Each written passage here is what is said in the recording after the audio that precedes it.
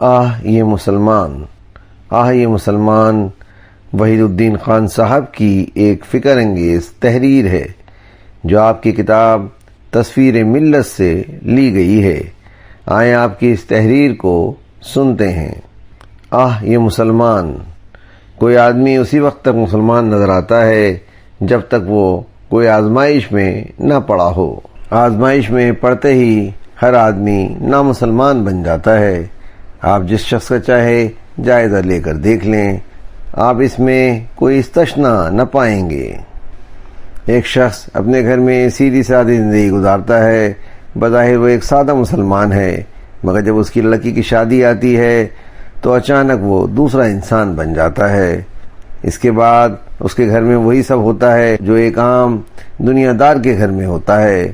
وہ اپنی لڑکی کو تمام رسوم اور تمام جاہلی آداب کے ساتھ رخصت کر کے خوش ہوتا ہے، مگر خدا کے فرشتے لکھ رہے ہوتے ہیں کہ یہ ایک گھر ہے جس سے اسلام کا جنازہ نکالا گیا ہے۔ ایک شخص لوگوں کو دیکھنے میں معقول نظر آتا ہے، وہ دین و اخلاق کی باتیں کرتا ہے، لیکن کسی واقعے سے اگر اس کے دل پر چوٹ پڑ جائے تو اس کے بعد اس کے معقول قول سے ایک اور انسان برآمد ہوتا ہے جو ویسا ہی نامعقول ہوتا ہے جیسا کوئی ایسا شخص جو اپنی نامعقولیت کے لیے بدنام ہو۔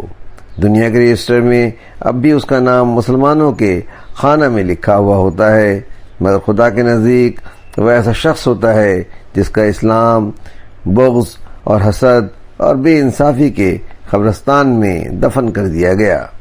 ایک شخص دینی خدمت کے لیے اٹھتا ہے، بظاہر ایسا معلوم ہوتا ہے کہ وہ اسلامی اصلاح کا کام کرنا چاہتا ہے، لیکن اگر اس کا ایک شاندار ادارہ بن جائے، اس کو کچھ پیسے ہاتھ آ جائیں، اس کے گرد عوام کی بھیڑ اکٹھا ہو جائے، اس کو کوئی بڑا رتبہ مل جائے تو اس کے بعد وہ ایک اور ہی انسان کی صورت میں ڈھل جاتا ہے۔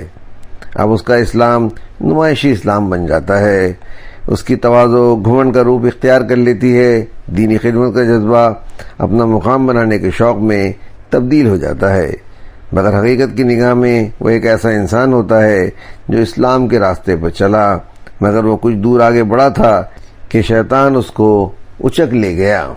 تحریر وحید الدین خان، آواز و بیان سراج الدین۔